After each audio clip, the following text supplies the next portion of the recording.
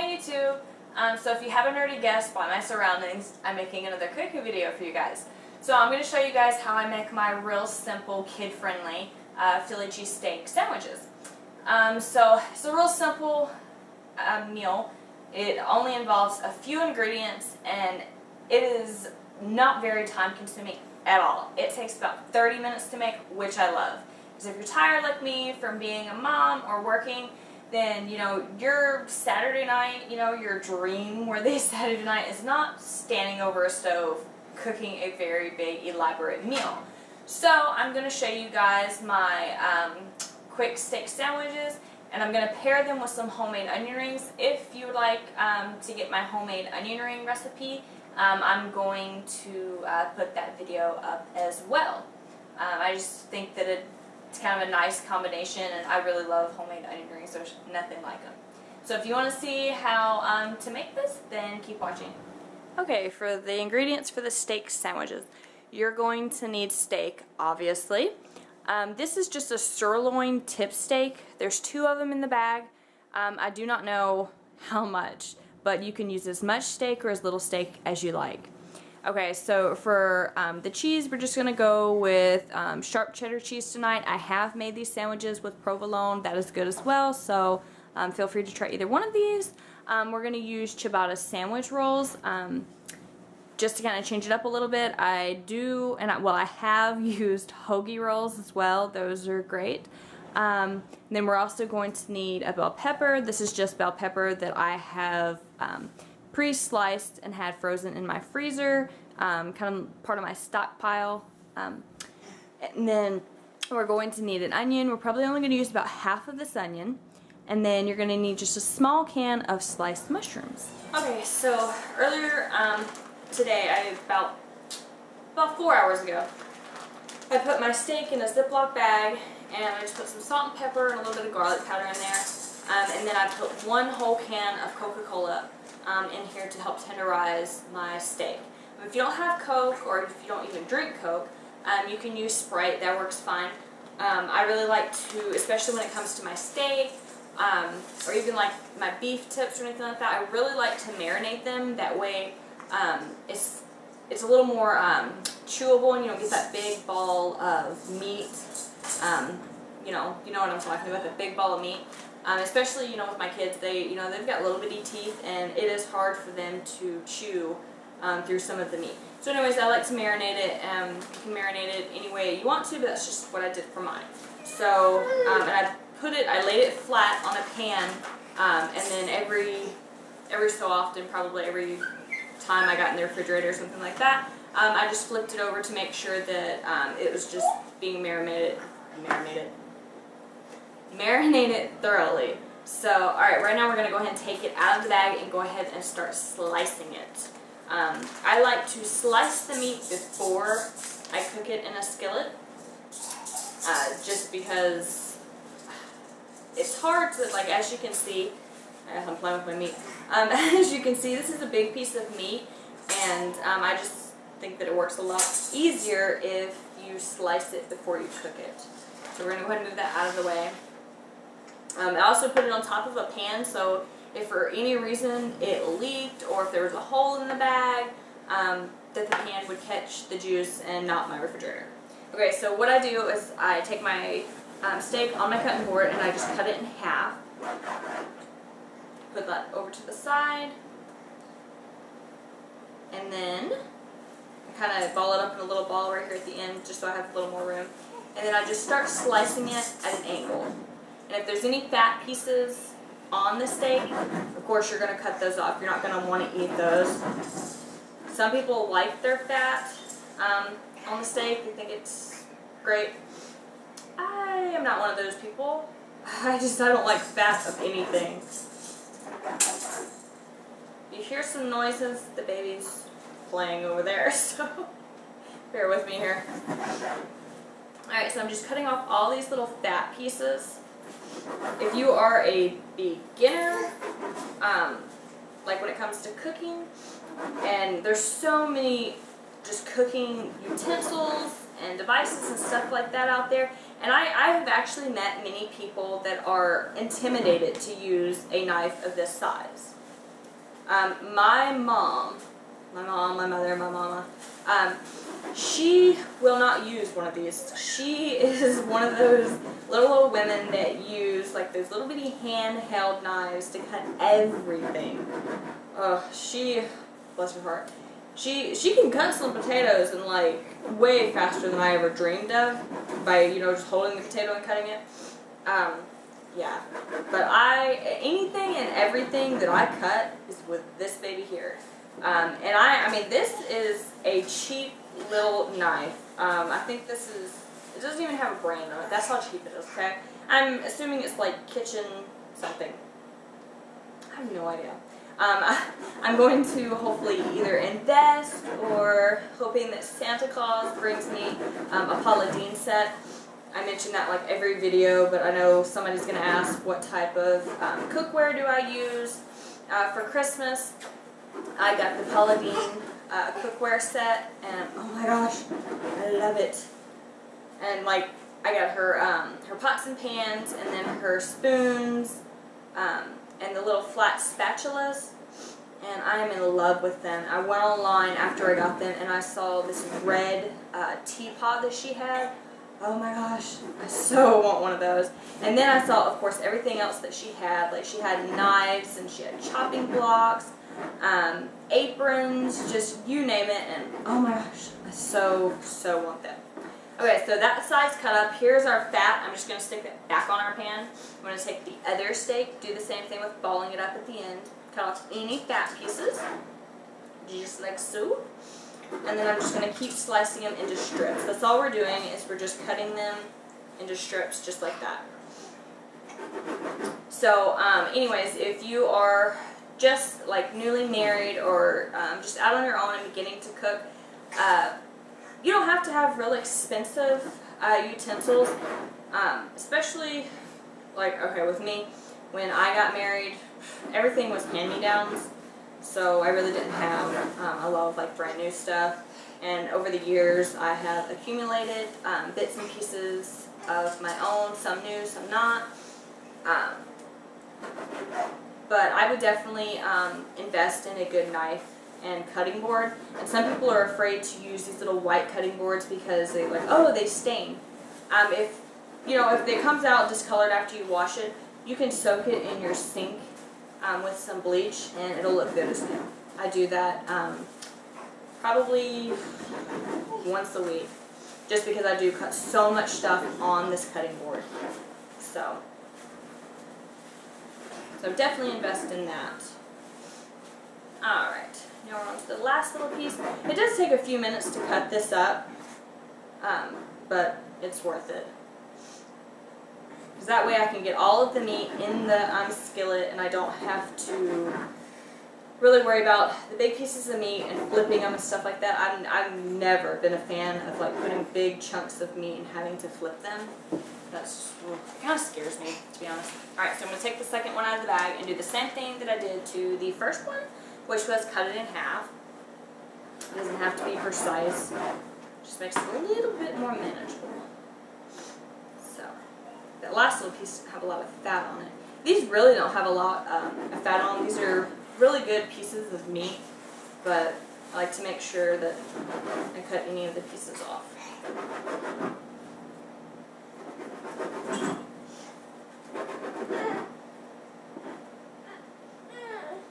I see. So just keep cutting into strips, just like so.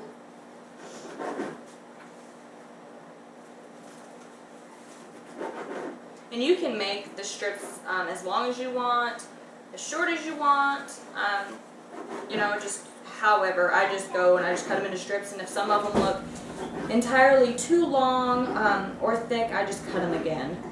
Because there's like this one right here. This one looks a little too long, especially for like the kids and everything, so I just cut that. And you can do it, you don't have to cut it into strips, you can cut it into squares, however you want it, but I really like just the strips. And you can take any type of steak and do this.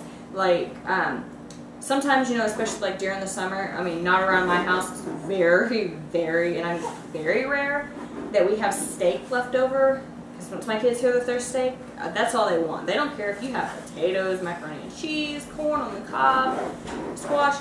They're gonna eat that steak. So, anyways, but if you were like a single person or just even a small family and you happen to have steak left over, then these are real quick, easy sandwiches to make, you know, with that. I can't right now. I'm cooking right now, buddy. He wants me to make a bandana on his face, like a bad guy.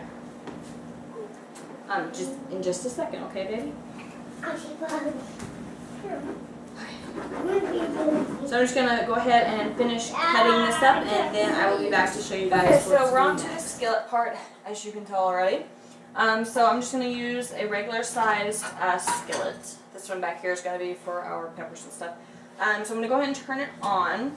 I forgot to mention earlier, when you take the meat out of the juice, don't discard the juice. When I make this, I know it seems a little crazy, but I actually put some of the marinade in the meat as it's cooking. So I do put a little bit of olive oil, extra virgin olive oil in here, and I mean like a teaspoon, just a teaspoon. So I have it on medium heat, so I'm letting my skillet warm up. So when it gets a little bit warmer, then I'm going to go ahead and stick the meat in. So I'm just going to wait here a couple of minutes and let it do its thing. Okay, that looks like it's hot enough. So we're going to go ahead and add a little bit of this marinade juice. I'm going to say, let's just say half a cup to be on the safe side. And then I put it in there, and then I'm going to go ahead and put my meat in the pan as well.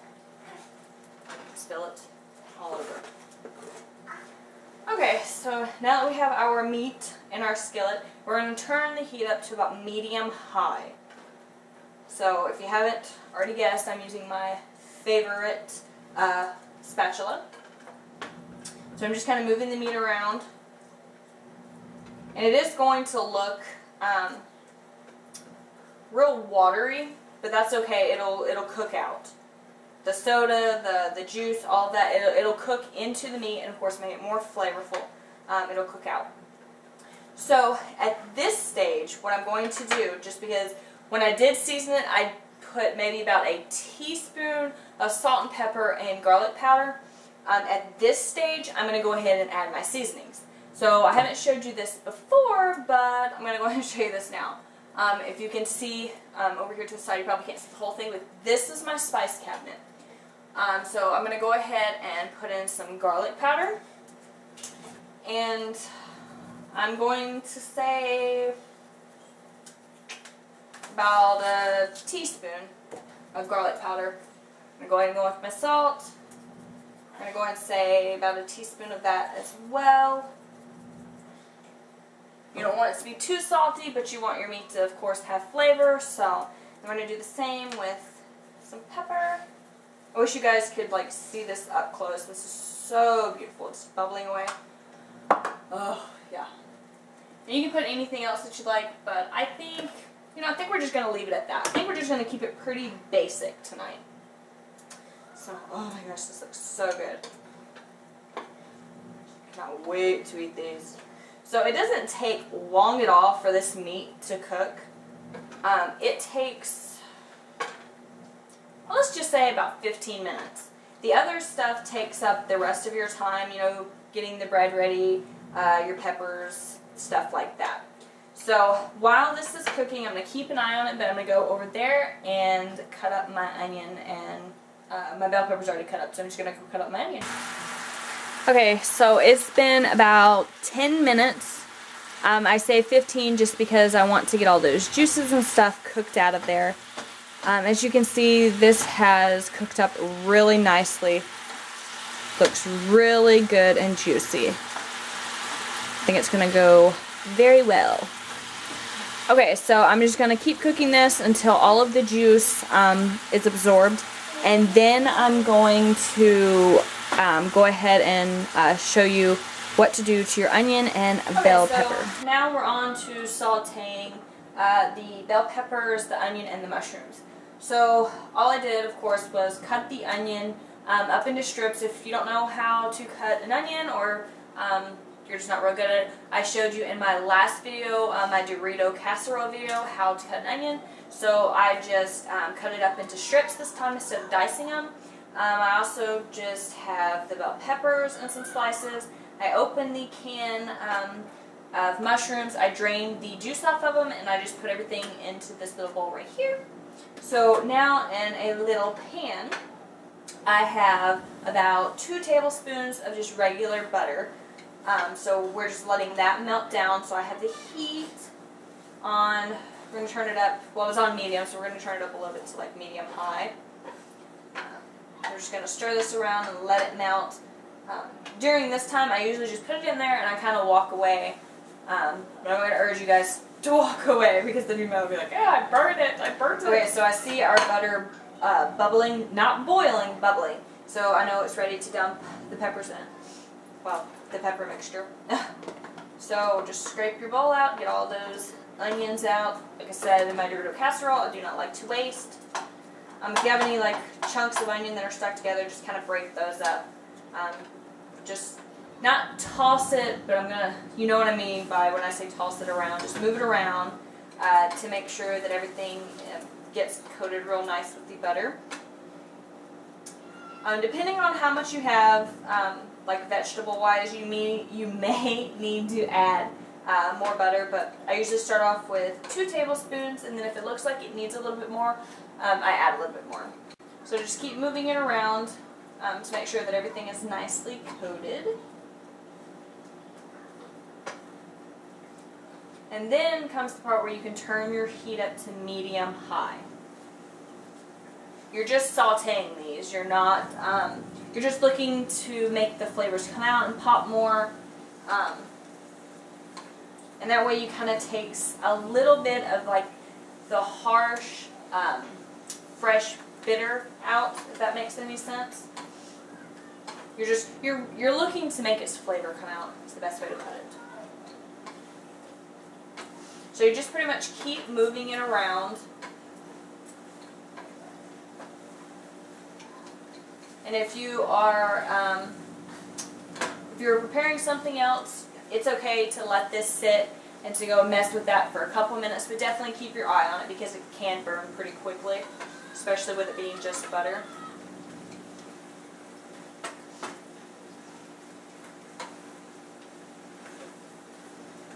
And then during this time that you are sauteing your vegetables, feel free to go ahead and turn your oven on to, let's just go about 375. Flavors, oh, they smell so good. You can smell a little bit of everything, which is super nice. When I was a kid, I wouldn't touch vegetables, especially like onions and bell pepper and mushrooms and stuff like that. I really did not start eating them that I can really remember until I was about 10. And that was just with some things. And then as I got older, I kind of grew into it. But I wasn't really introduced to a lot of vegetables, other than like green beans and corn and stuff like that, as a young child. So I try to incorporate as many different types of vegetables now with my kids, just because I feel that if I incorporate them now as they grow, they'll be a little more willing to try different things. So, and sometimes I have to play the old sneakaroo game and hide stuff, like when I make my spaghetti, I hide vegetables in there, or my chili, and they never know. Alright, so now that it's kind of popping a little bit, we're going to turn it down to about medium. Those onions have got a real nice color on them. Oh, I cannot wait to eat this. It's going to be so good. Cannot wait to eat the steak. And oh my gosh, those onion rings. Oh, I love onion rings. This looks so good. This doesn't really take long. I'm going to say about 5 minutes, depending on the quantity that you have. You can definitely dump everything in one skillet, but I'm just going to leave it in separate skillets for now. Sometimes I do like the one cooked meal, but we're going to keep it separate tonight.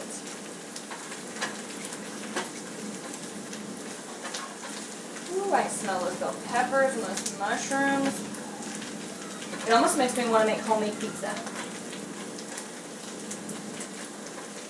Alright, so I think this is pretty well done. Everything looks really nice. And we're not going to caramelize it. Some of the onions might look a little caramelized, which is totally fine. And I didn't add a lot of onion in this just because we are having onion rings. Oh, but everything looks so good. Alright, well I'm going to go ahead and turn this off, and then we're going to start working on our buns. Okay, totally scratch the oven. That's for when I make hoagies. We're going to turn our broiler on. I know. Change of plans. So anyways, we're going to turn our broiler on, which if you don't know what that is this right here. I'm pretty sure I'm almost positive every oven has it. So we're going to turn that on, and we're going to take our bread. It's already pre-sliced, so what I did was I buttered both sides, laid them out flat, and then we're going to stick them in the oven. And we're not going to shut the door completely because it can burn really quickly. So we're going to shut it halfway. If you do have children, if you have children or you don't, it's probably best that you stand by the oven, don't stand over the oven, stand by the oven just to make sure that nothing burns. And like I said, if you have children, they're not here pulling the oven door open or anything like that. Very dangerous. So just stand over them, not with your face in the oven, but just stand over them and just make sure that the tops of your bread are getting really nice and golden and not burnt. So we're just going to let that crisp up, and then we're going to flip them over after that. Okay, so we're going to pull out the rack with our oven mitt. I'm going to take my tongs, and I'm just going to flip them over. Try not to throw them all over. Just go ahead and flip them over to get this side all nice and toasted. Pull it out a little bit, turn it.